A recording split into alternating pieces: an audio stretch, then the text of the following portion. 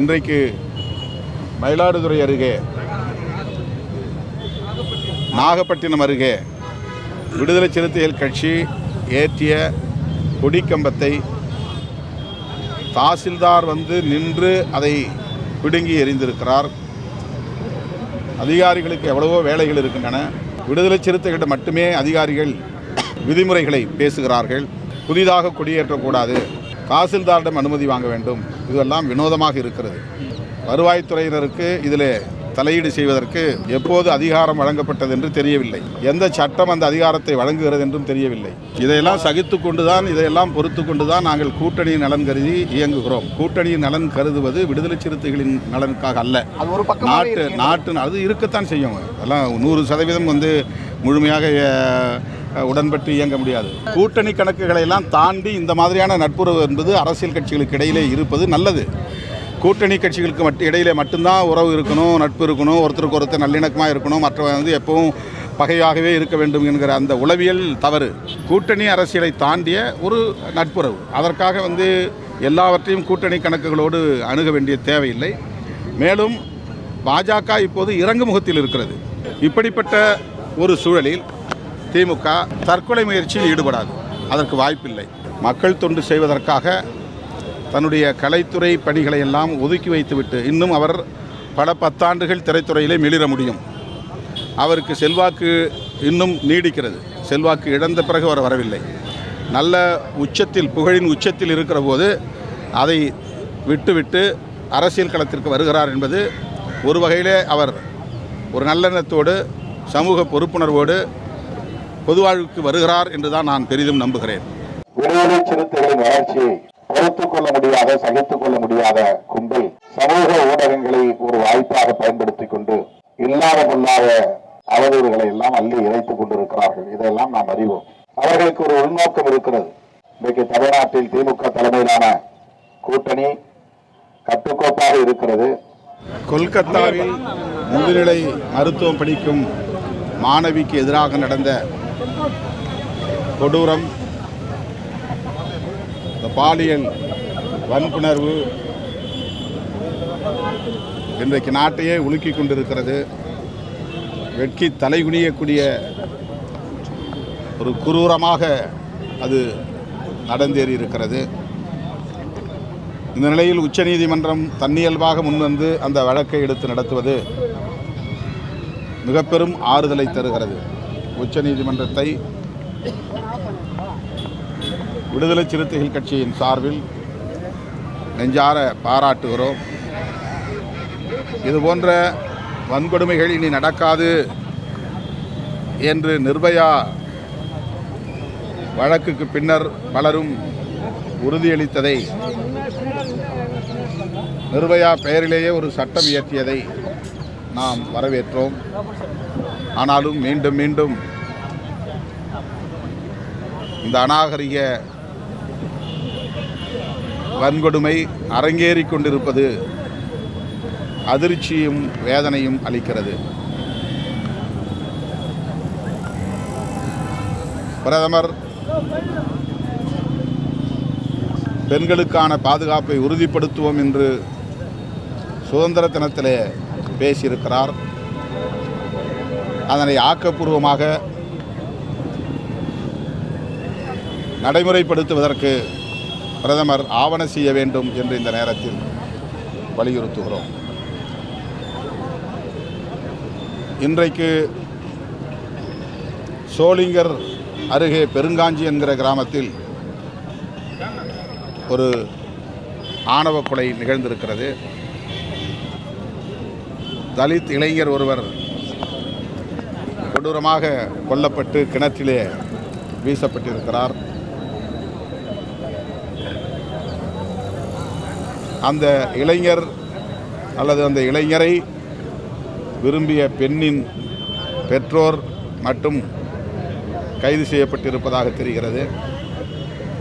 அதில் தொடர்புடைய அனைத்து குற்றவாளிகளையும் விரைந்து கைது செய்ய வேண்டும் என்று தமிழ்நாடு அரசுக்கு விடுதலை சிறுத்தைகள் கட்சி வேண்டுகோள் விடுக்கிறது. இந்த சூழலில் மீண்டும் தமிழ்நாடு அரசுக்கு விடுதலை சிறுத்தைகள் கட்சியின் சார்பில் விடுக்கிற வேண்டுகோள், ஆணவ கொலை தடுப்புச் சட்டத்தை மாநில அரசே இயற்ற முடியும், இயற்ற வேண்டும் என்று வலியுறுத்துகிறேன், வேண்டுகோள் விடுக்கிறேன். கடந்த ஆகஸ்ட் 17 தமிழர் எழுச்சி நாள் ஆண்டுதோறும் விடுதலை சிறுத்தைகள் கட்சியால் கொண்டாடப்பட்டு வருவதைப் போல் இந்த ஆண்டும் கொண்டாடப்பட்டது. பல இடங்களில் காவல்துறையினர் அனுமதியின்றி விளம்பரம் வைத்தீர்கள் என்ற சாக்கை சொல்லி விடுதலை சிறுத்தைகளின் விளம்பர தட்டிகளை அப்புறப்படுத்தியிருக்கிறார்கள், கொடி கம்பங்களை அகற்றியிருக்கிறார்கள். இன்றைக்கு மயிலாடுதுறை அருகே, நாகப்பட்டினம் அருகே விடுதலை சிறுத்தைகள் கட்சி ஏற்றிய கொடிக்கம்பத்தை தாசில்தார் வந்து நின்று அதை பிடுங்கி எறிந்திருக்கிறார். அதிகாரிகளுக்கு எவ்வளவோ வேலைகள் இருக்கின்றன. ஆனால் விடுதலை சிறுத்தைகளின் கொடிகளை அகற்றுவதை தனது கடமை என்கிற அடிப்படையிலே பல பேர் ஆங்காங்கே செயல்படுவது தமிழக அரசுக்கு களங்கத்தை ஏற்படுத்துகிறது. விடுதலை சிறுத்தைகளிடம் மட்டுமே அதிகாரிகள் விதிமுறைகளை பேசுகிறார்கள்.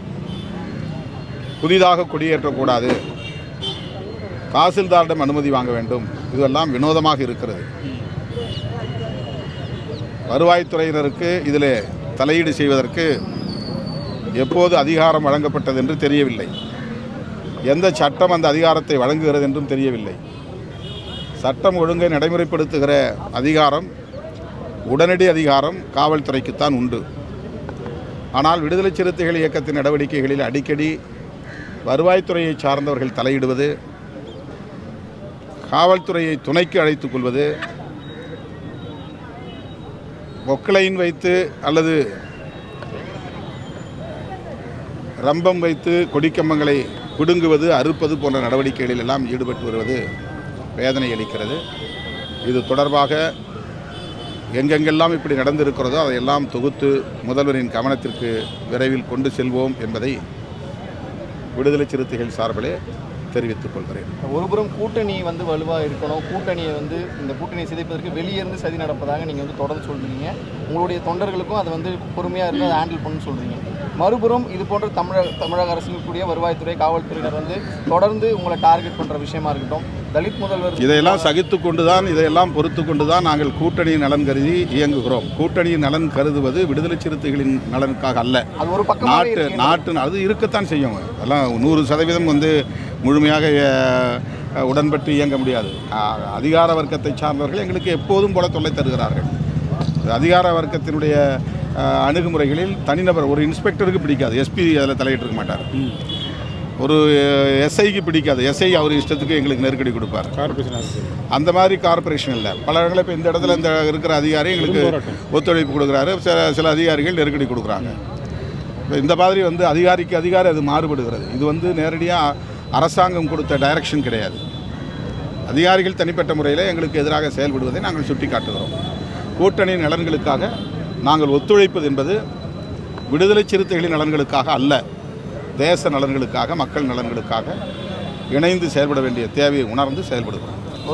உங்கள் கூட்டணி வலுவை பற்றி தொடர்ந்து பேசுகிற அதே வேளையில் எதிர்முகாமில் இருக்கக்கூடிய கூட்டணியில் ஒன்றாக பயணித்த இருவர்கள் இப்போ தொடர்ந்து மாறி மாறி விமர்சனம் வச்சுருக்காங்க. பாஜகவும் அதிமுகவும் கூட்டணியில் இருந்தப்போ ஒழுங்காக பயணிச்சுட்டு இப்போ மாறி மாறி விமர்சனங்களை வைக்கிறத நீங்கள் எப்படி பார்க்குறீங்க? ஒரு ஆசிரியர் அது குறித்து அவரிடமே நீங்கள் கேட்டு தெரிந்து கொள்ளவும். நான் அதில் கருத்து சொல்ல விரும்பல.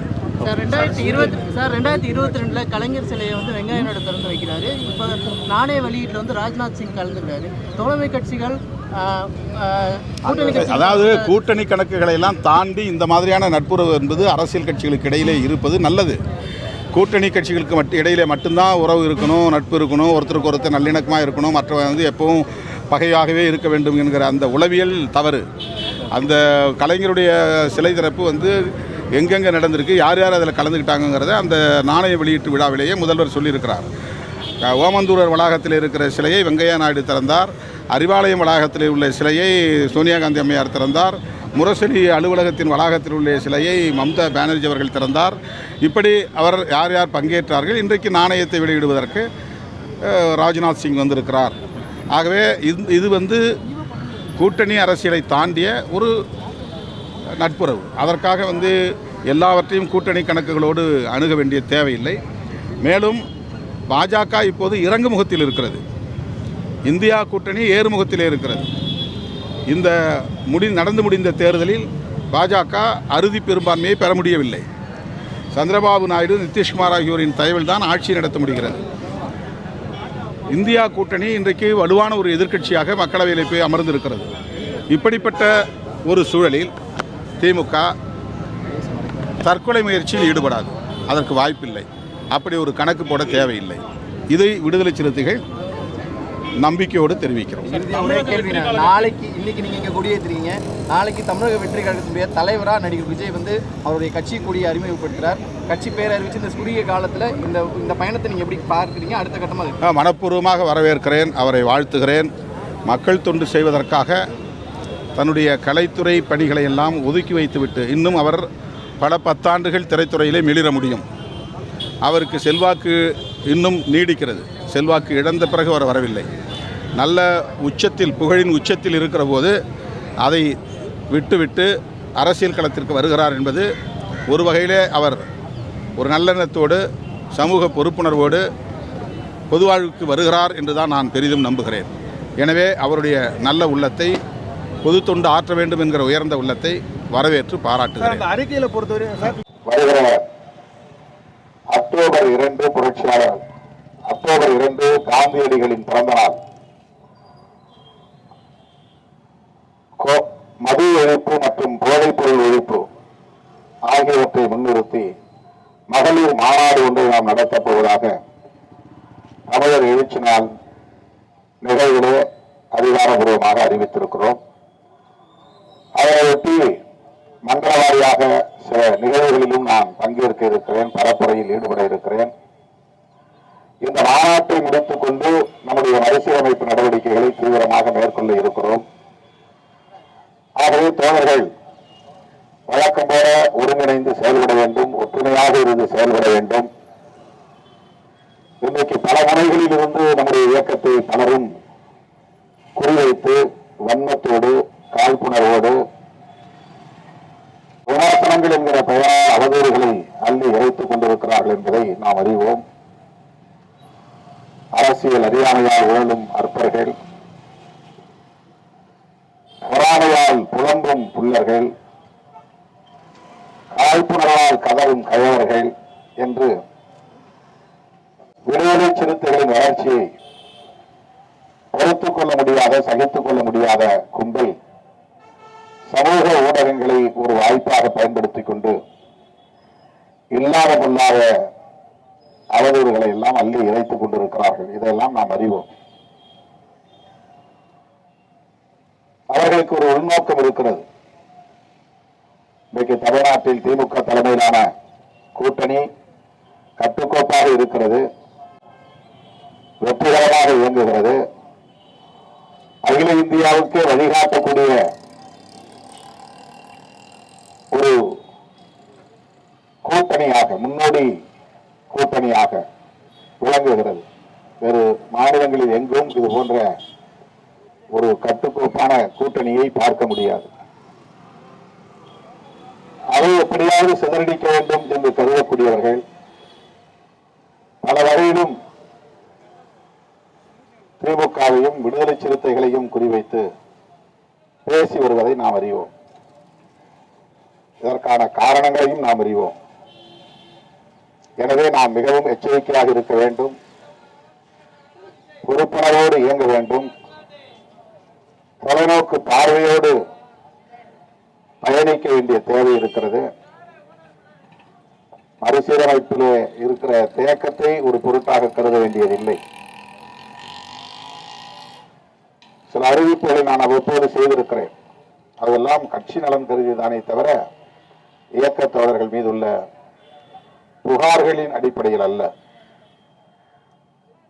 ஆகவே நான் முன்னெடுக்கிற அனைத்து முயற்சிகளுக்கும் முழுமையான ஒத்துழைப்பை நல்கி இந்த இயக்கத்தை இன்றைக்கு தமிழக அரசியல் களத்திலே தவிர்க்க முடியாத ஒரு சக்தியாக நிலைபெற வைத்ததில் உங்களின் பங்கு மகத்தானது, போற்றுதலுக்குரியது. அது இன்னும் தீவிரப்பட வேண்டும். ஆகஸ்ட் 17 தமிழர் எழுச்சி நாள் தமிழ்நாட்டில் மட்டுமல்ல, ஆந்திரா, தெலுங்கானா, கேரளா, கர்நாடகா போன்ற தென்னிந்திய மாநிலங்கள் அனைத்திலும் கொண்டாடப்பட்டிருக்கிறது. இது ஒரு புதிய எழுச்சி. இந்த இயக்கத்தின் மீது மொழி கடந்து, மாநில எல்லை கடந்து நம்பிக்கை வைத்திருக்கிறார்கள் என்பதற்கு ஒரு சான்று. கடந்த ஆகஸ்ட் 17 தமிழர் எழுச்சி நாளில் தெலுங்கு மொழியிலே பல பாடல்கள் வெளியிடப்பட்டன. கன்னட மொழியிலேயும் விடுதலை சிறுத்தைகளின் சாதனைகளை போற்றுகிற பாடல்கள் வெளியிடப்பட்டன. ஆடியோ வீடியோ காணொலியும் வெளியிடப்பட்டது. இவையெல்லாம் நம் மீது அவர்கள் கொண்டிருக்கிற நம்பிக்கைக்கு சான்று. எனவே அந்த நம்பிக்கைக்கு பாத்திரமாக இருப்போம். இன்னும் பல மடங்கு வேகமாக செயலாற்றுவோம். விடுதலை சிறுத்தைகள் கட்சி சாதியை முன்னிறுத்தி அரசியல் செய்யவில்லை என்றாலும் கூட இங்கே நிலவுகிற சமூக யதார்த்தத்தை சுட்டிக்காட்டக்கூடிய வகையில் அண்மையில் நான் எந்த சூழலிலும் தலித் முதலமைச்சராக முடியாது என்று நான் சொன்னேன். அது ஒரு தேசிய பார்வையில் சொல்லப்பட்டது, தமிழ்நாட்டை மட்டும் கணக்கிலே வைத்து சொல்லவில்லை. ஆனால் முதலமைச்சர் என்று சொன்னால் அது தமிழ்நாடு என்பதையும் குறிக்கக்கூடிய ஒன்று. மாநில முதல்வர் என்கிற நிலையில அதை பலரும் இன்றைக்கு விவாதித்துக் கொண்டிருக்கிறார்கள். நேர்மறையாகவும் எதிர்மறையாகவும் பேசிக் கொண்டிருக்கிறார்கள். மாநில அரசுகள் அல்லது மாநிலத்தில் அரசுகளை நடத்துகிற கட்சிகள் இந்த சமூக யதார்த்தத்தை புரிந்து கொள்ள வேண்டும் என்பதற்காக நாம் சுட்டிக்காட்டியது. உடனே பலரும் நீங்கள் திமுகவை மனதிலே வைத்துதான் பேசினீர்கள் என்று அவர்களின் அறிப்பை தெரிந்து கொள்ளக்கூடிய வகையில கருத்துக்களை பகிர்ந்து கொண்டு வருகிறார்கள். இதற்கெல்லாம் நாம் எதிர்வினை ஆற்ற வேண்டிய தேவையில்லை, பொருட்படுத்த தேவையில்லை. நம்முடைய இலக்கை நோக்கி நாம் பொறுப்புணர்வோடு பயணிப்போம் என்பதை மட்டும் சொல்லி, இவ்வளவு சிறப்பான இந்த ஏற்பாட்டை செய்த தம்பிகள் அனைவரையும் பாராட்டி நன்றி கூறி முடிக்கிறேன். நன்றி, வணக்கம்.